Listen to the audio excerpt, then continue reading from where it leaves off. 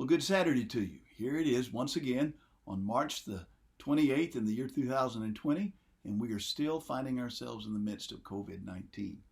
And what a challenge it's been for all of us. When it first started several weeks ago and I first came to you with a video, I remember thinking, well, this might last for a while and it'll be a season for us and then we'll move on. But as the weeks have turned now into what's nearly a month, we're realizing more and more that it's going to be a while before we break out of this. And how it's changed our lives. For some, it's been a real challenge. For all of us, it's been a challenge. But for some of us, it's also been an added blessing, something that we didn't see coming.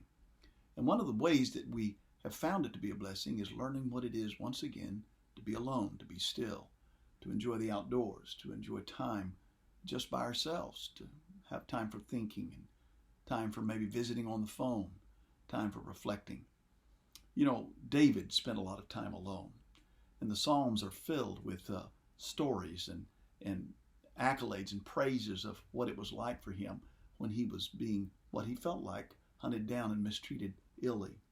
One of the Psalms that is one of my favorites is found in Psalm 46:10, and in that 46:10 he says, "Be still and know that I am God, because I will be exalted among the nations, and I will be exalted in the earth." Here's God calling through David on the people, on his son David, to be still and to know him. And David came to know that. But when you go back and read what he writes at the first of the psalm, he said, "God is our refuge and strength, a very present help in trouble. Therefore we will not fear, though the earth gives way, though the mountains be moved into the heart of the sea, though its waters roar and foam, though the mountains tremble at its swelling. There is a river," he writes, "whose streams make glad the city of God, the holy habitation of the Most High." There's an old hymn that sings, "There is a river." You remember that song?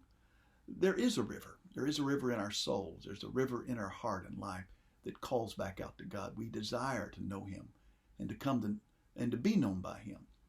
But we're often so busy with this world that we can't do that.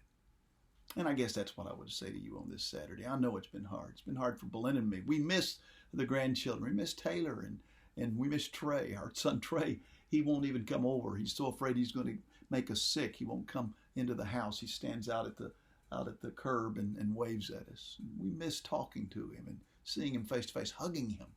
And especially those grandkids. My goodness, we love them. But during this season, I'm reminded of the great saints of the Lord down through the centuries who, in times of solitude, learned what it was like to be drawn closer to God, just like David did. You know, the discipline of solitude, of being alone, is a great spiritual discipline that's really practiced in the Bible and taught those times away.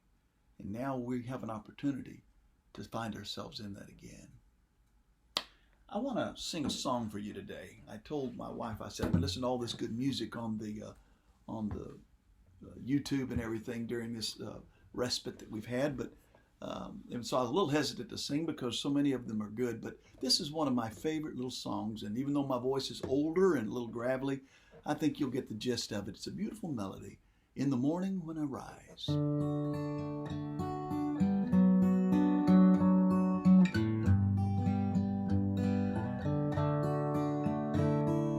In the morning when I rise, in the morning when I rise, in the morning when I rise, give me Jesus, give me Jesus, give me Jesus, in the morning when I rise, give me Jesus.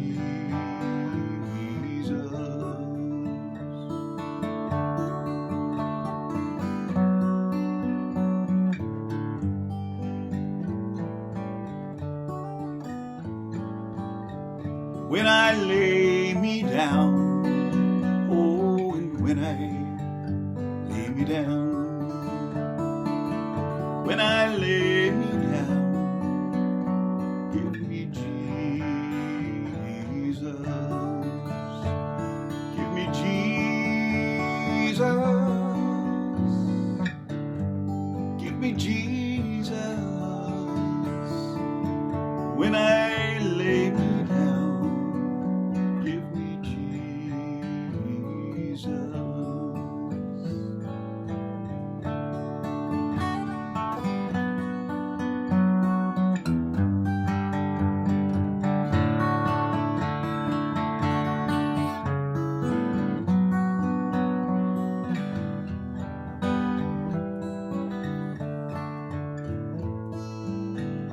when I come to die.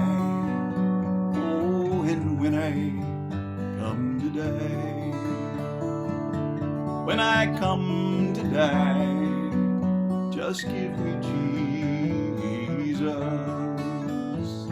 Give me Jesus. Give me Jesus. When I come to die, give me Jesus. When I come to die, you can have all this world gives. But now when I come to die, I'll see Jesus.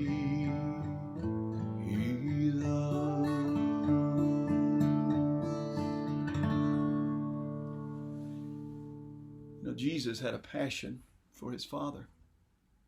He had a perspective that perhaps we don't have, but when we look in the face of Jesus, from our heart, in these times alone, we realize that's the most important gift we've been given, and they can't take that away. Take our money, can erase our 401ks, but if you're in Christ, that will never be stolen.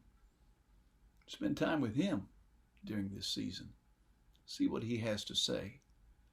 After all, Jesus is the greatest gift, and we've been reminded of that in COVID.